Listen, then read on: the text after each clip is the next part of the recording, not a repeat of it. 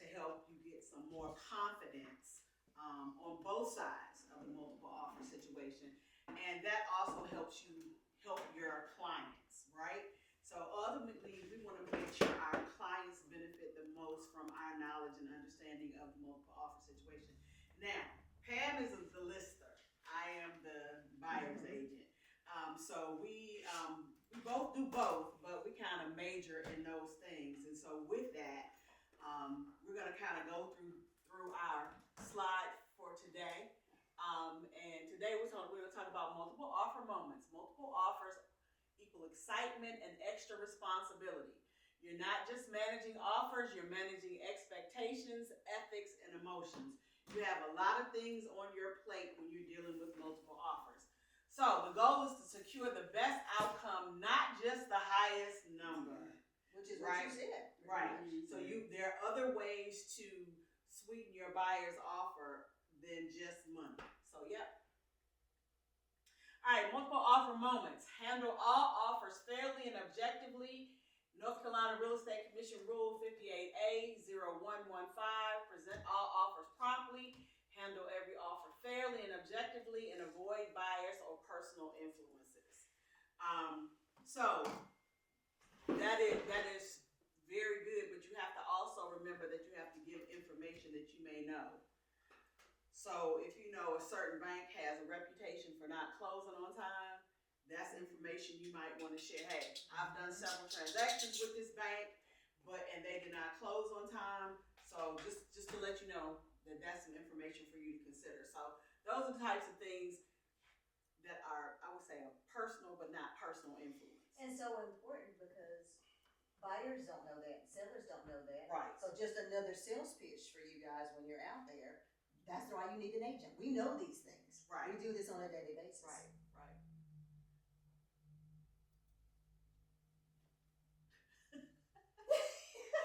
Welcome to Offer Chaos. Please exit immediately. So we want to make it as non-chaotic for you as possible during this class. So I'm going to let Pam take it from here because these are her babies. These are my babies. Yes. And so we're talking mostly at this point about listings. This is the listing side. This is the listing side. So working from the buyer side, you had to deal with one offer. But imagine your desk and how many offers yours was the buying side too. It wasn't the listing side. Listing side? I can on both sides. How was the most offers you've had on the listing side? I think it was about 11. Wow. She's in Charlotte market though. So yes. So 11. So these. So you'll appreciate this. Okay. So you have emails coming in. Emails can go in your spam, but you've got to organize all these emails because you have to present all of these offers to your client. So what we recommend, and Thursday does this as well, just as a general practice, is to create a folder and make sure every offer goes in that folder. That is really, really critical. And then you want to have subfolders for each buyer because you're going to have docs for them, right? We're supposed to, as Thursday said, the Real Estate Commission requires us to submit every offer. So you have to make sure you have all that placed in a convenient location. You haven't left anybody out because the law said you had to present all offers. Yes. So you need to make sure that they're all in one folder immediately as soon as it hits your email. And then use consistent naming. So it's easy to find those and pull those up as you're talking with your client. And so with consistent naming, that would be like, you've got 123 Main Street, right? So she has it in here, 123 Main Street Smith. I will put Smith 123 Main Street, just so that I can defer between, right? Because it's already in my folder for 123 Main Street. So now hopefully Smith has its own folder within the folder. We do everything online, y'all. We use all of because it's easier to organize your paperwork that way. So when you put those folders inside the folder, and then inside that, you'll have all of their documents. So when it's time to present, you can just pull up that folder and hit print. You talking about like a Google folder? Yeah, Google folder. I use OneDrive. I use OneDrive also. I use OneDrive. Google, Yeah, but it's the same theory. Yep. Because imagine you're on vacation. Imagine you're out of the office with a I client. love being organized, and you guys should see how I have my Google Drive set up. Good Yes. job. Yeah, like a client from 10 years ago could call me. Yep, me too. See, that's great. Me With too. this one, yeah. Yeah. I have to organize them periodically. It'd drive me crazy if it didn't. If I didn't do that. When I I feel was like- when I was like, oh, wow. a young agent, not young in years, but young in experience, I had to go take a class on the day that I had a closing. So my broker went for me, and she said, "I have never seen a more organized folder." Mhm. I literally had a sticky on the outside with what date I had the home inspection report, all the things were right there. And she said I could literally just tab through. They were organized based on the checklist on the front. Organization will keep you out of trouble with the Yes, it commission. will. If Yes, you it will. have a process, and you use your tool, I use air quotes for tools because tools are Pam's favorite thing in the world. If you have a process for your tools, those things will keep you out of trouble. So as soon as I close on a property, I stand right there in the attorney's office and scan my HUD documents and upload. I don't even leave because I'm like, if I put this in a car, it could be next year. I might not even ever get it there. That's right. So you want to make sure you have a process for yourself. Whatever your process is, stick to it. But have one. But have one, yes. But have one. The next step is an offer log. 11 offers. How do you keep up with those? How do you keep up when you receive them? So you can create a log that has all of the relevant data, timestamps, and as we talked about, use a device like OneDrive. Again, if your client calls and needs something, or say somebody calls you and says, "Pam, did you get my offer?" I can go to my master log sheet and say, "Nope, don't see that one. Can you resend it?" Right. And then you want to make sure you respond to the offers. Receive. Yeah. Why? That's Because right. that lets them so that you create a consistent behavior in case somebody says, "I sent my offer." Well, I respond receive to every offer I receive, and I didn't receive yours. Timestamp is important too, because if you said we're closing at 12:30 today, highest and best, somebody sends something at 4:00, you can consider it, but you're not obligated if you got timestamps in your managing notes. Right. Unless your client wants to look at it, but you can say, "Hey, something else came in," but you're not obligated. Yeah, So I do receive, but then I automatically forward it to my client too. Okay. I don't wait and just till the deadline. I Okay. forward it, and then we regroup once the deadline is. We're going to talk about another option that might help with that too. So I do have a question Sure, about sure. multiple offers on the listing side, right? When do you stop receiving them? Like, is it when you're You set the deadline. Yeah. you You set set the the deadline. deadline? You say talk with your whatever seller. date. Okay. You talk with your seller. We can close this. Say your first multiple offer is on a Thursday. Right. You have a conversation with your seller that we know that clients are largely looking on the weekends. You want to give them the weekend, and so you maybe say, "Let's cut this off on Sunday at 5 p.m." Okay. That way, you have Sunday evening to review them with your client, and then you present those offers to the agents on that Monday at noon. Okay. So you'll need to set a cutoff time and the time that you're going to notify all the agents as well. That's pretty much what I do. Good. But I Okay. actually give them till Monday if it's Okay, so they can have enough time to write the offers and stuff. good point. So Thursday had already touched on that, and always acknowledge receipt. When you get that first one, that second call you get from someone that says, "I'm getting ready to send you an offer," at that point you notify them that you have multiple offers. And through this process, because it's so crazy, we have to set communication boundaries. I am not working 24/7 with all these agents coming in. So my seller knows that I'm going to work on these multiple offers between 8 to noon, because I might have clients or I might have other activities that I'm working on. As far as communication boundaries, you want to know, when is your seller available? When is your buyer available? When is the best time to communicate? Do they work second shift, third shift? What is that time period? So you want to set all of that up front, because everybody's nervous, everybody's stressed. So let's And make sure everybody's they calling one question at a time. know. Imagine the phone call. Right. Imagine They're the calling phone one calls. question at a time when, sometimes you say, "Listen, let's talk about this tomorrow at noon between now and 12. Write down everything that you think of and we'll address each question," because they will one question email you. they don't mean any harm, but when Yeah. you're one question emailing me and it's 11 agents, offers. Yeah. it can become a challenge. Yeah. So we're trying to keep our stress down here. We were just talking about this clean, consistent seller notification summarized to the seller. So I will create a folder. The seller will have access to my folder. So I don't have to send them individual offers. I will send them this snapshot and tell them to go in the folder and look at the file. Because they want to know the pertinent information. They don't want to go through 9 pages. We don't want them to have to go through 9 pages. So chat, if you take that offer, put that offer in chat, chat will break it down Make it exactly summary. like this. I was gonna say, just thinking about all of this, a good thing to do and to make you look like a hero to your clients is probably to upload all those offers into chat and let them summarize which one would be the best. The challenge with that is chat is not always accurate. Thursday and I have both experienced that. And chat, This anytime. the pay chat? Huh? Yeah, the I paid think we one, have yeah, the the paid paid chat. one, The yeah. chat is not all, and it can miss things. So who's responsible? To us. And the nuance. So again, it can Doesn't know all the it can different tell you all the different things about the offers and say based on dollars and cents, this is your best offer. But if time and type of loan, you may have a veteran who says, yeah, I want to give special consideration to VA loans. We can't do that, but they can do that. So if we say, okay, well, here are your VA loans, I want those separated out or whatever.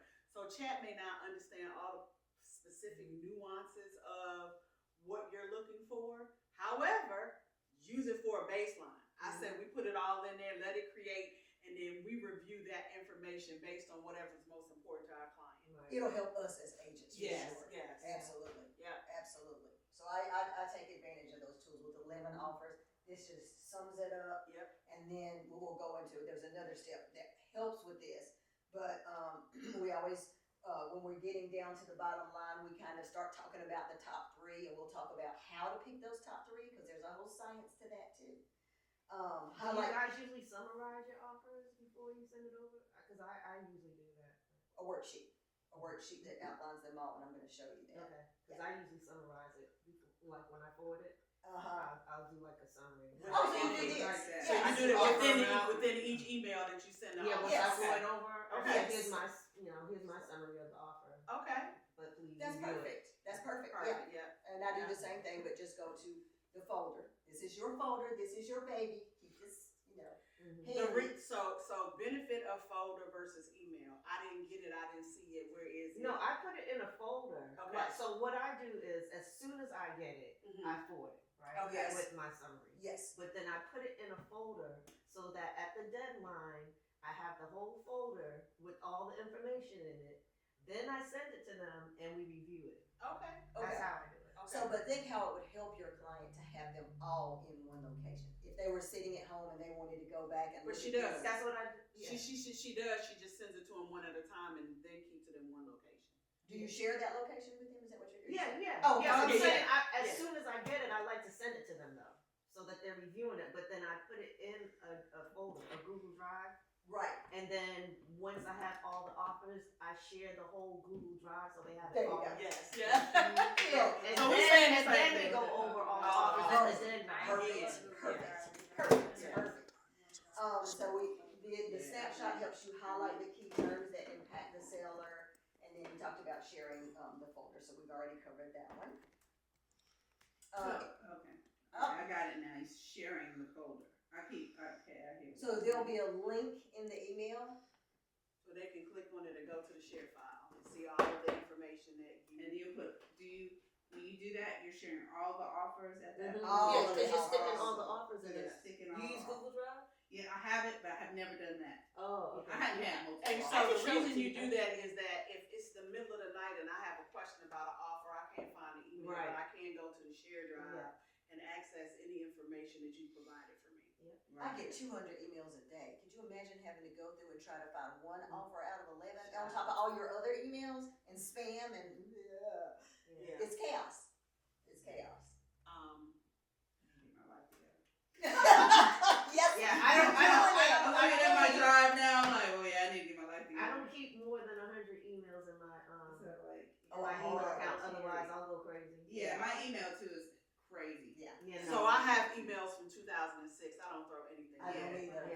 I'm nervous. No. So is that a bad That thing? drive me crazy. Okay. I'm like, delete. Yeah. Yeah. You go into your. If I open it up, you go over here. I probably have about You have 100. addressed it. I have 100 in there, Mhm. and probably some new ones, but extra. I could guarantee it's not a lot of emails in Oh, there. Okay. I have 25,000. No, I would be like, pulling my hair out if I saw that. Mhm. Oh my gosh, that would stress me out. So what that also In your means is that drive, you create create processes that work for you. Mhm. So if you don't like right now, I need to organize my folders. you don't like disorganized stuff, but I have to have the ability to reference the past because I'm a receipts keeper. Mhm. I need to be able to call up my receipts from 2006. Oh wow! You put them in the thing. You put them in the I need them in drive. my email. Put So them, you keep- no, so you you complete keep the yours. email. And what do you archive it? What do you do with it? Yeah, it goes in the archive. We archive. Yes, yes. Let me tell you something. Whenever because you can spot those clients Mhm. that are just like, I gotta watch these people. I gotta Yeah, make sure I yeah. have. So I always just print the email and put it in their folder. Wow. I print all of our communication. I put it in the folder Just because print it they're not gonna PDF, say. and Yeah, put it in I the print the PDF Okay. because they're not gonna say. That's You did. good. I Yeah. don't think I thought about that. That's That's a good one. idea. Mhm. Yeah. That's a very So good one. when you have a long exchange with a client, we just got a new tool and a new process. Print the PDF and save it to their file, just in for other reference. If Love was here, she would laugh because she'll be like, if anybody ever says something, she'll laugh because she'll be like, okay, She knows just you go got get the receipts. I got receipts. Yeah, I know I got them too. It's just in my archive box. Yes, in your email. Do you think we need a class on this? Or do you feel like that's something you do think? I we think need a that class would on? be a good class. Okay. I mean, I don't know what other people. No. So processes. Yeah. Mhm. Yeah. Okay. I got it. This is I Okay. gotta get it together. Yeah. So here's the thing you will find. Once you start doing it, it makes everything much Mhm. easier. It's your norm. It's your Yeah. Like norm. getting dressed Yeah. every morning. It's Yeah. like, Yeah. And that's what you want to do because you want to have a process, a system every single time. absolutely. Especially if you start getting busy. Yes. Oh, good. Yeah. Like I am. Okay. You can't share specifics of other offers, even if begged. Even if Pam begs you to. So come on, Des. How is this? Here's those general questions. Well, just tell me this. That's when you know you already starting off wrong. Just tell me this. How many offers is it? Am I competitive? What's most important I to the just had client? that 2 weeks The ago. due diligence money or the amount of, they try to Oh, I'm fix gonna it. try. Listen. I just had that 2 weeks ago on a house that we just closed on 2 weeks ago. Yes. This guy, He was I was just like, look, dude. I said, I just made it very easy for you, but you're still asking me. Like I said, okay, my client is not going to entertain below this number, right? I said, this is all I can tell you. This is all my client said it's okay to share. Right. We have 2 cash offers, and we have 2 loan offers, right? Now, some of them are paying some concessions, and some of them aren't. Well, you were very generous. Yes, You were. I said. But that So was you bad. figure out now. Yeah. You figure out What you want to offer? what you want to offer. Right. You Now. asked me 3 times. Okay, yeah, but what is the amount that I need? I said, if you can't figure out based off of what I just told shared, you. Listen. I don't know what to So, buddy, if you're not coming with cash, just stay home. Right. Anytime commission doesn't allow me to share that information. say. And he didn't Shut have him down. cash. So Yeah. I'm like, dude, Shut him I down. just told you we have 2 cash offers. You figure Right. it out. You figure it out. Yeah. Yeah. Present all offers objectively. We just talked about that. We can't say, I think that I want you to take this one because I know this her. is my cousin. Right. Yeah. Follow your brokerage and commission rules and protect clients from themselves. Okay. Understanding that this is a lot of information for a non-professional to try to weed through.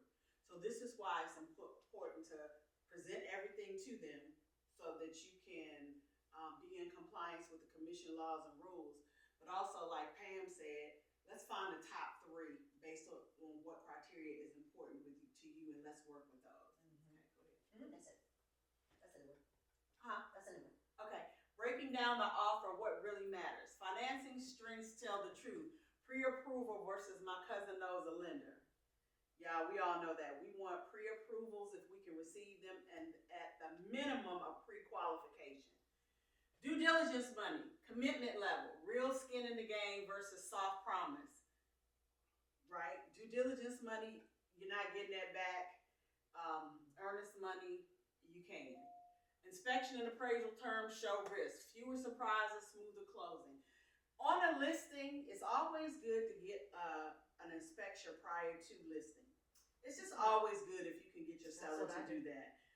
You can't require it, but we can ask. That helps a lot, and it makes the buyer more comfortable with taking away a lot of contingencies. So you want to do that if you can get that. Does that help too with investors? I have one that we're about to list, and there are some repairs, and I know that the seller's budget as well.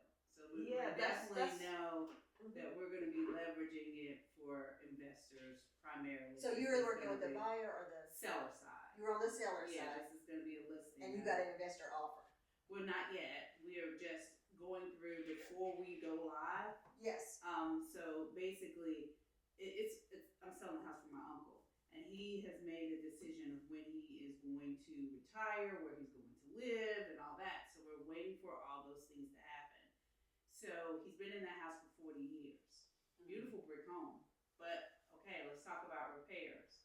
What is most important? And I talked to him about doing a home inspection to do that. But most importantly, what's your budget for anything that you're looking to repair? And then I found out he's going to be trying to borrow some of that money. And I'm like, well, we can adjust the asking price. Let's do that instead.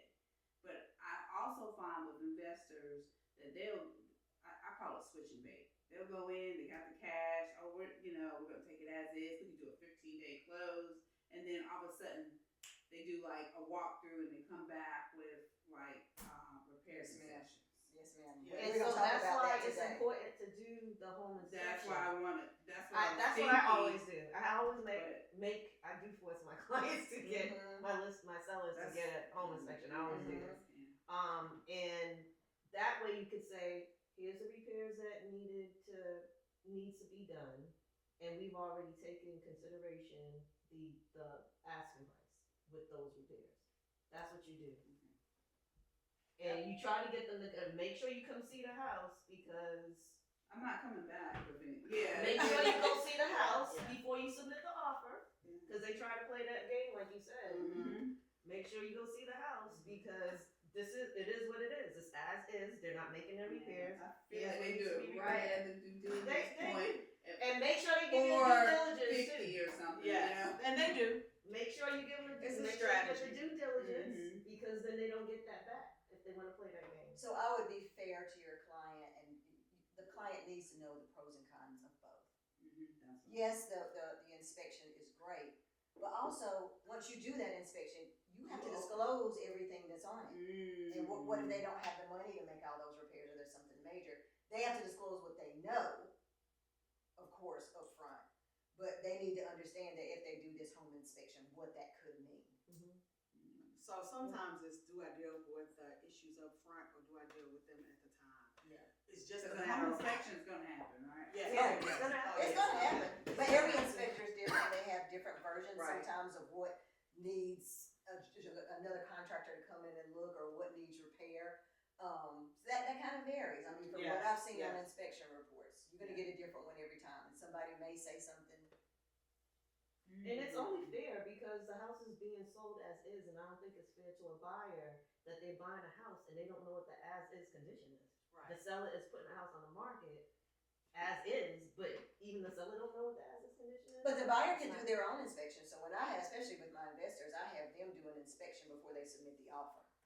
Yeah, but I like that. Yeah. but that could be tricky because you could spend money on a house and then somebody already submitted an offer and the seller accepted it. Say it again. No, I do it, I make sure I know the timing, I make sure, I'm in contact with the agent to make sure an offer hasn't been received before I do that inspection, and I get them in quick, it's not a full one, but it's just a walkthrough, structural, crawl space, those, just to make sure there's Yeah, nothing I mean, major. as long as it's not a full one, one because It's not a full one. yeah, you can. Yeah. And you spend a sit lot of there- money on the Yeah, you phone. spend a Yeah, lot of money yeah, on the I don't phone, really and have you my can sit there and wait, and then next thing you know, So- like an hour later, somebody could So submit an offer. Pam is an investor focused Yeah, that's what I was gonna agent. ask So you. she's Me got too, somebody. me too. Okay, she can Yeah. call me like, hey, walk through there and see if you see what you see. Yeah. You know, so I think there's a difference between a full home inspection and for just sure. what I call an investor peekaboo. Yeah, You that's know, let me go ahead yeah. and do a little peek and see what's going on. Yeah. But our job, just remember, is to protect our clients. So we have Yeah. to just make sure we are disclosing and just helping them On both understand sides. on both sides. Right. You want to Yeah, disclose. I didn't think about that as because we already filled out, you know, the residential disclosure. Correct. And then he goes back, and then now the home inspection. And You have to covers- update it. You have to update it. Yeah. You'd have to update it. Oh, Absolutely. yeah. Absolutely. Yeah. Yeah, and then you have, so what I'm seeing in your face is getting them ready. So you have to get them mentally ready to Yeah. understand what this can look like. Yes. Right, yeah. Yes. Okay, closing and possession timing. Match seller needs to get kicked out of the running. So, prime example, recently I had a situation with my son. We submitted an offer. The people had a renter in the property until March, but his loan required him to occupy within 60 days. So that's not gonna work. So we're trying to push the closing. They didn't wanna push the closing, so we had to say, okay, you know, then they came back with a whole bunch of stuff. I'm like, listen, this is the earliest date we can close based on occupancy. And the fact that the rent, the job charging is like $3. So that wasn't gonna work. Cause then he's gonna end up making up the difference in between, so, you know, so again, that is you making, that's on the buyer side, but that is also you, the seller having to understand, you have somebody in here occupying it, that's gonna be an issue with timing. Those are nuances. Yes. Okay. Make offers make sense, the comparison sheet. Da-da-da-da. Line up each offer side by side, eliminate confusion and show patterns, highlight strengths versus risks, price, financing, due diligence, appraisal, and concession. Pam is a spreadsheet wonder. So with the spreadsheet, you can actually literally see, I can look at your due diligence versus the next person's due diligence. I can look, do they need concessions? No, they don't need consent, you know, so you want to be for your clients to be able to get a clear snapshot. I would say separate those top three, but then make sure you give them all the information. Absolutely. We'll show you a version of that. Cash offers, is it really king or just wearing a crown? It looks real good Yeah, sometimes. too. Right, it looks, like you said, until they Yes, come back and say, yes. hey, we want to reduce our offer based on a day before Christmas. Yeah. this, that, and the Oh, other. we always get activity during the holidays. It's like it peaks. I know if I'm going It's right now. emotional. Yeah. It is. Right, It's it very is. emotional. All right, cash is an automatic. What really matters? Proof of funds. You say you have the cash, but Show let me me the see. money. Show me the money. Closing timeline. How quickly can we get this done? Due diligence, earnest money stream, contingencies. Cash doesn't eliminate risk. Just like you said, we have a situation where you're paying cash and you come in at the last minute and you want to change your offer because you see You additional. walk through. Right, yes, your walkthrough the day of, right? Risk and certainty, the true value of a cash offer. Appraisal expectations, waiving or not. That's a big one. Are we gonna waive that? Are we gonna waive the appraisal? Inspection terms, ask the right questions, right? We're there. Buyer motivation, investor flipper. Who are we working with and how do they operate? So, like you said, if they come in at the last minute and say, hey, we did a final walkthrough and we think we need to reduce it by this much, you have to educate your seller. This could happen. When you're dealing with a cash offer investor or flipper, they might turn this thing upside down at the last minute. Let's decide now what you want to do, because that way you don't have your emotions wrapped up in it, and you're not caught off guard. Right. Very good. Cash offer decisions framework. Does the offer match the seller's goals? Profit versus convenience versus speed. Let's look at all of those things. What's most important? Is the risk level low? Funds verified, minimal contingencies, committed buyer. Meaning how much due diligence that they Right. put down. Right. Does the closing timeline work? Right? We just talked about that. No, it did not. Is this truly the easiest offer? Okay, so is it the easiest one? So how much financial assistance are they getting from whomever? Right? You want to make sure that you lift it up just a little bit. Your little cursor. Just take it up to the top so we can see the last. Okay, sorry. Lift it up. There you go. Is it truly the easiest offer? Sometimes a strong financed offer is safer than a weak or aggressive cash buyer. Because at least I know I'm going to get all my money in the end. I'm going to go through this process. Yes, I might have to wait a little bit longer. Yes, I might have to do a few other things.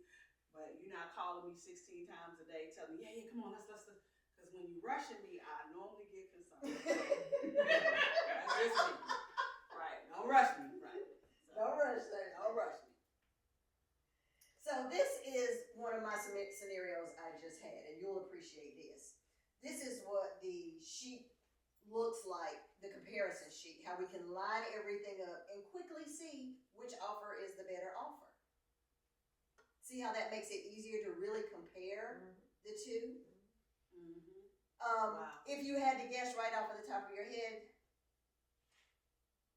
down at the bottom, you don't have to because I've gotten it to seller, which one is the best offer. I see it. Okay? And chat did this, but you go back and you check it. Okay? So, to your point about the investors coming in. So, when I got this offer from Main Street Renewal, this is really important for you to know, and another great selling point about why our clients need an agent. I know that Main Street Renewal is going to have an inspection, and 178.5 is not really 178.5. I know that. Mm-hmm. So, I call Main Street Renewal and say, I need you to do the inspection before my client will consider your offer. I need you to do an inspection up front. Okay? They came back at 163. And what's interesting, so if I had accepted that, I would have missed this one. So after they did their inspection, they stayed at 180? So when she called me, I said, I already have an offer, multiple offers, and they're doing their inspection up front. So she says, well, will you share that information with me? Okay. And I said, sure. Main Street came back and didn't give me a specific repair request, but said the roof is near its useful life, the HVAC is near its useful life. Nothing legitimate, right? Mm-hmm. Nothing that was broken or it's truly damaged. Right. But they came back at 163. These folks, I shared that information with them, and that investor said, oh, that doesn't bother me. I'll keep mine at 180. So we ended up saving our client a significant amount of money in the end had we taken this one. So you can do that. You can require that they do their inspection up front as a contingency to accepting the offer. Very good. Okay? So imagine this being 11 offers. You can put them on there all together and quickly block out the ones that don't fit. And Thursday's going to talk a little bit later about, we're talking about cash now, but then we're going to talk about the financing and why we need to clearly understand the financing and what that means to our client. Yes. Timelines and those sorts of things. Any questions on that? Does that help make it easier? Oh yeah. Okay.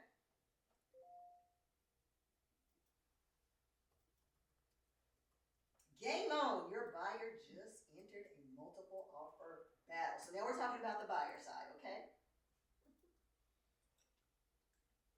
Educate before you escalate. Clarify the seller's rules, highest and best deadline, no verbal hints, no counters. Okay, you want to, for your buyer, find out as much information as you can before you write your offer. If time is important, so how soon does your seller need to close? They will answer that question. They want to close within 30 days or as soon as possible. Well, if you got somebody that has 15 types of down payment assistance, you can submit the offer, but the likelihood of you getting it is probably not good.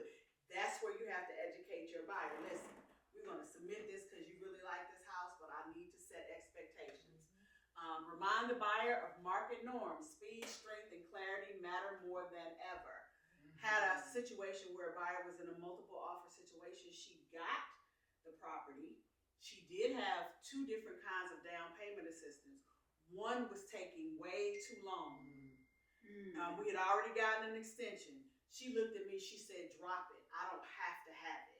So you have to make sure that your buyer is, because she's about to lose the property. She was gonna lose. Right. So she do that. She was well prepared to purchase the home. But when she said that, I said, okay, that's $10,000. She said, yeah, but how much of a difference is it gonna make? Yeah. Right. And so she made that decision. We dropped it, closed within 2 weeks. So I just say that to say you have to make sure you're working with your buyer and they fully understand what's going on. They understand their finances. Yeah, understand their finances. Set expectations. We need to craft your best offer, the one you'll be proud of if you win and at peace with if you don't. Okay? Understand this. This is not, have you ever met those people who are highly competitive and they just want to win? Yeah. I want to win. Okay, and I'm looking at her going, but look at the money and the value for you as a person. Is winning more important because you're going to overpay for something for yourself. It's not that you overpay for the house, but you're going to overpay for it for you trying to win this imaginary competition. So, and so what I always tell the opposite of this is a very positive way to say it. My way of saying this is, listen, when we come to a price, my buyer should feel like they paid a little bit too much, and my seller should feel like they didn't get quite enough. That's where we're gonna meet. So don't expect to walk away feeling like, yeah, I got the deal of the city. That's probably not gonna happen. Okay? So just, again, realistic expectations. When the email hits, don't panic, prepare. Listen, you might not get this, but if you do, we gotta move. You gotta be ready to go. Okay. Reevaluate your buyer's position. Confirm financial readiness. We just talked about that. Discuss competitiveness. Just talked about me. Don't be overly competitive. It's easy. It is. It's very easy to get caught up. Identify deal breakers. What non-negotiables for the buyer. Align strategy with goals. So suppose you have a buyer who needs that $10,000 for closing costs because they're short on cash. That's not the buyer that can walk away from that. You have to let them understand. Listen, this is taking longer. You might lose this $2,000 in due diligence money unless you want to invest some more to buy some more time. So you just have to make sure they understand the process. Step 3, building the strongest possible offer. Submit a clean offer. What does that mean? All of your stuff needs to be in there, right? All of your documentation, all of your disclosures, right? Your pre-approval, all of that needs to be with it. Along with, I like to say, hey, due diligence money. If you can go get it and make a little picture of it before, yes. Clarify appraisal expectations. If I offer more than what it's worth, what are we going to do? You know, am I going to pay for it, or are you going to move the price down to appraisal? And then match the seller's priorities. What is the seller looking for? And it's to your best ability, match their priorities. And then communicate professionally and strategically. Notify listing agent promptly. Have a lender call the listing agent, especially if stuff is taking a minute with the approval process. Submit ahead of the deadline, add a clean summary page. Great to send an email along with your offer saying we're offering this in due diligence, this so they don't have to go in and look and try to find everything. Yes. I do have a question about like the appraisal contingency. You know, FHA has changed all that. And I was trying to find out where's the best place to put that, because now the amendment or additional amendment form or whatever doesn't have that blank section anymore.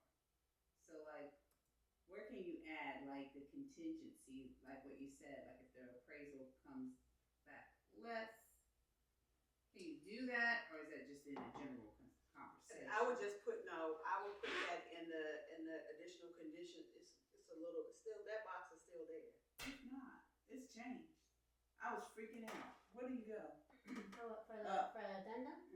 No, to add that A caveat about caveat, like a Just free the form. offer the other day. I think, I put it where, other forms are at. like- Yes, that's what I was what I'm talking saying. about. Yeah, Or there has. that's what I mean. Section says other. in the FHA. No, part. on There's the no, contract. no, not on the FHA, No. on the On the contract. Oh, it's not there anymore. You seen the updated one? You must I have been just on the did old one. one. I did too. What- I went on Oh, the- it's been what they do with 2025. Shoot, I looked at one. It was. Cause the updated one is at 725. That's So- the one Yeah, and mine still had the little Yeah, the lines in box. it. Yeah, the boxes and the lines, and that's where I would add it. Prepare them for either outcome, biggest part, and then keep momentum going. Move as quickly as possible. All right, discuss financing types. That was a good All right, one. let your buyer understand the strength or the weakness of their financing type. We just talked about that. FHA, VA, they're probably gonna have more contingencies, more quests, like they're gonna go. I just gotta push back on a FHA loan for a cover not being on the electrical outlet. Oh my goodness. They denied the inspection, but in the financing pushback, so we had to go in and get that done before they would approve the property. The 7-cent cap, okay. Okay, right, exactly, 47, it was 47 Is it cent not that payment, much? 47 cents. Oh. Financing isn't just how the buyer pays, it's how secure the deal feels to the seller. The financing type determines risk, speed, and clarity, and a well-qualified buyer with a clean loan gives the seller confidence, which often translates into better terms, fewer concessions, and smoother closings. So you just want to make sure that your financing is as tight as it can be. If you're doing FHA, if you're doing VA, go as far as you can prior to making an offer. Only thing we need is an address. That's where we should be. Why do you want to do that? Because these generally take longer, and you want to shorten that as much as you can for the seller. Because you can then go in and say, hey, they're conditionally approved based on the property. Hey, that means the money is in place, right? Conventional financing, the gold standard, negotiation leverage. When we do conventional, that just pretty much means, hey, all we need to know is how much money you make. You got great credit, which means you pay your bills, which means you're probably gonna get qualified for this loan. Counter strategies for sellers, appraisal gaps, prepare buyers for potential shortfalls and how to handle them, increase down payment, negotiate seller concessions, or add gap coverage clause. You wanna talk to me about that, Pam? This is with the conventional financing. Counter strategy for sellers. Appraisal gaps, prepare buyer for potential And that's just shortfalls. the escalation in the end. Okay, Are they gonna okay. pay that gap? Are they willing to pay the gap? Are they willing to pay the Yes. gas? So Okay. you wanna have that discussion and make sure the seller, Even with a conventional even loan. with conventional. Okay. For seller agents, prioritize conventional over government-backed loans when risk tolerance is low. We just talked about that. The multiple offers scenario. Yes, look closely at the down payment percentage. Higher down equals stronger buyer. If I have more money to bring to the table, you're gonna minimize your risk. Yeah. FHA financing, opportunity with strength. Okay, what does that mean? They're gonna only have to put down 3.5%. That's great for the buyer.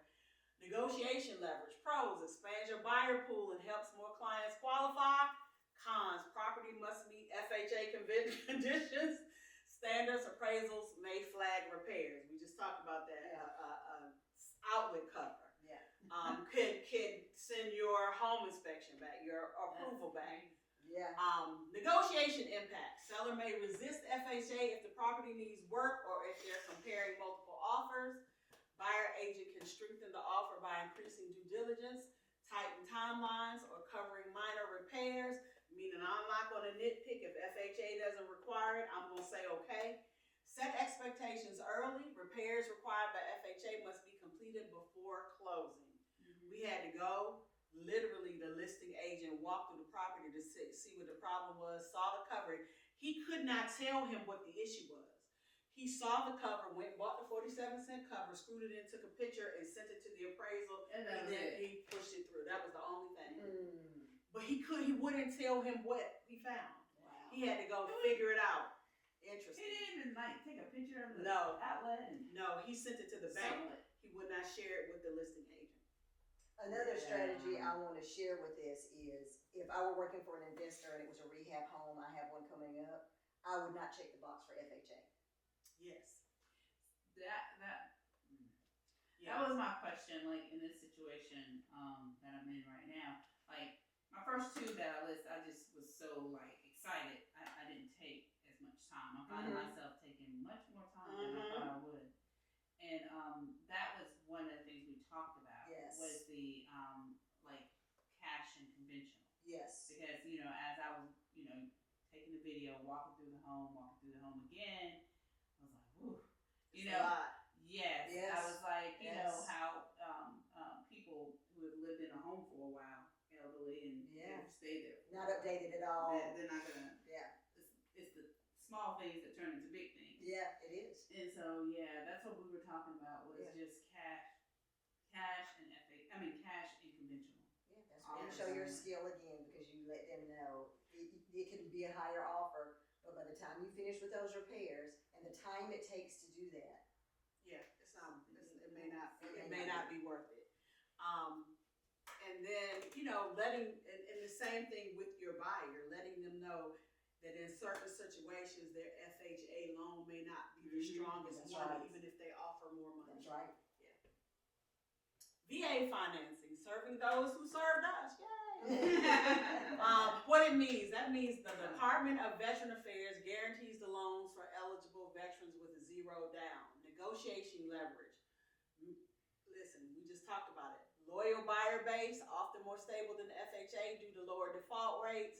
Cons, sticker appraisal. VA notice of value and potential closing cost requests. The VA is going to tell you what they think it's worth, and that's what has to be paid. That's the only, you know, kind of caveat to that one. But again, on buyer side and seller side, you want to educate your clients, letting them know you have a VA loan, it's a really strong loan, but it could be seen this way. Negotiation impact. Sellers worry about delays or additional costs. The spell missed with fact. Yes, no, it's not going to be delayed because we're going to ask for 45 to 60 days up front. So we're gonna build it in. You have to, ask for 45 to 60 days up front instead of your traditional 30. That way, if we can get it closed in 30 or 45, nobody's mad. But if we ask for 60, we can alleviate a lot of those problems. Buyer agents highlight veteran stability, lender speed, and full appraisal coverage. Seller agents, if the offer is strong, ask for pre-approval from an experienced VA lender and reassurance of quick turn times. Again, everybody's communicating. Communication is key. All right. Comparison sheet. Oh, I'm pushing to the end. okay. There you All right. The top two are use your comparison sheet, translate, not just read the terms, walk through seller priorities.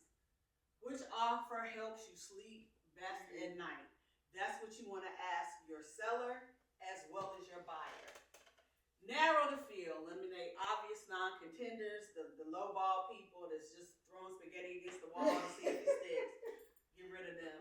Identify top 2 to 3 strongest offers. Verify all critical terms. Critical terms are the things that are most important to the listing agent, the lister, the seller, or most important to the buyer. They're not necessarily what you would consider to be critical terms. It's their critical terms. Clarify missing information. If there's anything that's missing or unclear, make sure you get that additional information before you try to interpret this for your buyer or seller, because if not, you could get it wrong. Choose the path forward. Option 1, accept the strongest offer as written if it checked all the boxes. Option 2, counter one top offer to tighten terms, closing dates, due diligence, appraisal, language, etc. So if you want to negotiate the top offer, this is when you do it. Recommendation, document the seller's reasoning. I'm sorry, it's Thursday. It's okay. Document the seller's reasoning. and communicate clearly with all agents. Hey, we went with this offer for this reason. Thank you so much for submitting. And if anything, I always put this in there. If anything goes wrong, do we have permission to call you back? Sometimes things go wrong, right? Also ask them if they want to do a backup offer. I've had that work. Situations where my backup offer became active. So always talk to your client about doing a backup offer. They're not committed to it if they find something else before this one closes. Okay, after the seller accepts an offer, what happens next?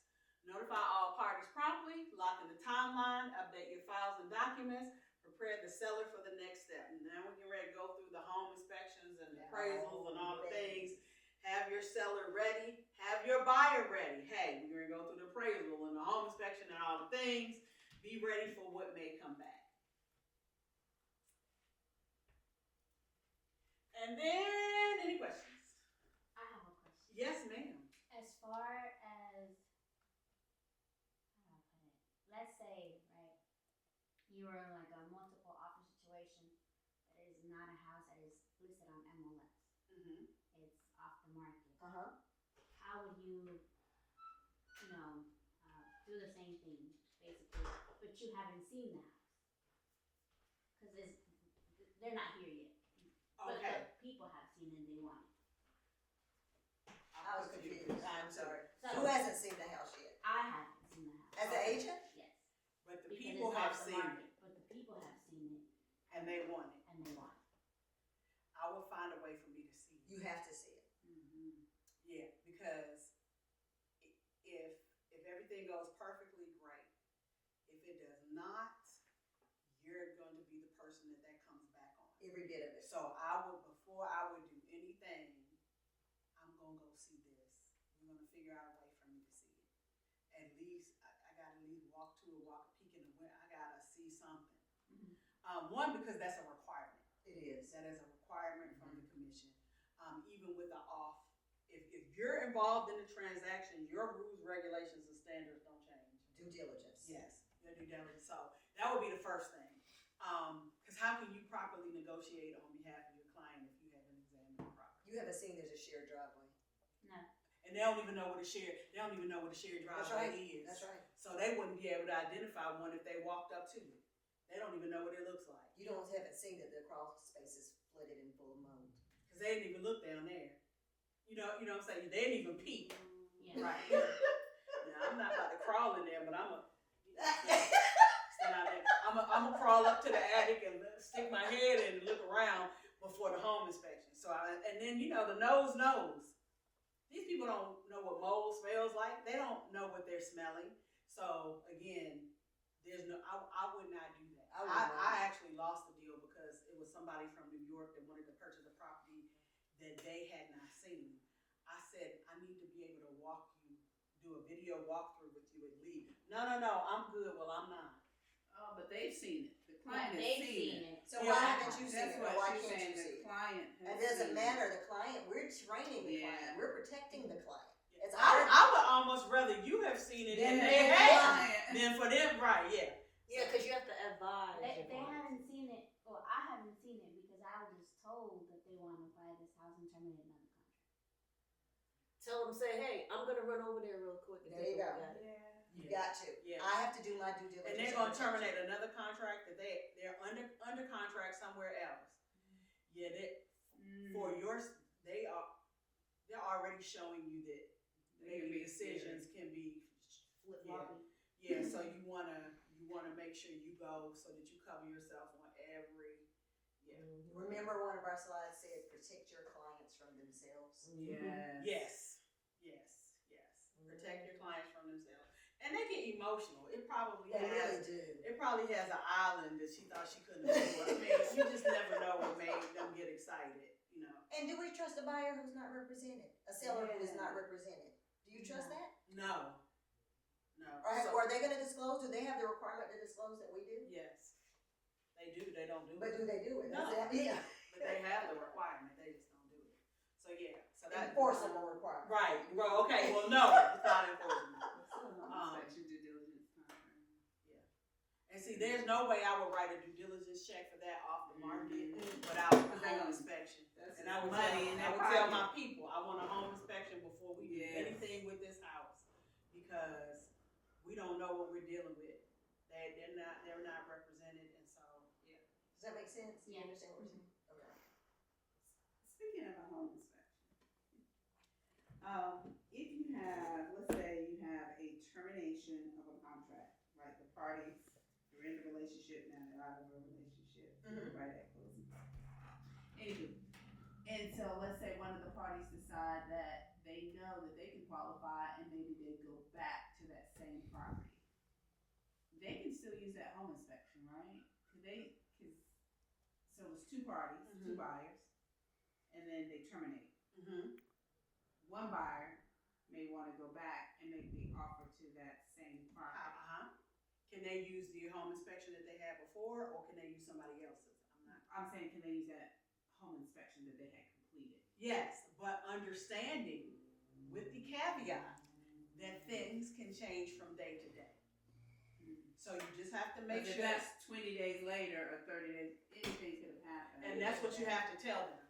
We can use this, or you can pay $100 for an update. And understand this, because this is what I have to tell my clients. I had a young lady get really upset. Oh with me yeah, about you this. can do an update. The day that you have the home inspection is what the home inspection is based on.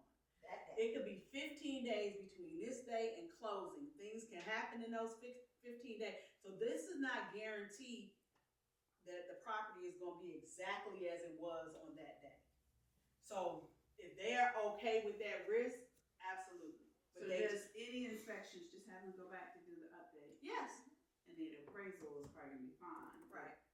Those you Go back, do a quick update, verify whatever issues are still issues or not, or that they haven't gotten worse, and go from there. I probably do at least an update if it's been more than 2 weeks. Like more than 2 weeks, like 30 days. Yeah, yeah. Yeah. I would suggest. Now again, it's up to your client. I would suggest it. That makes sense. Any other questions?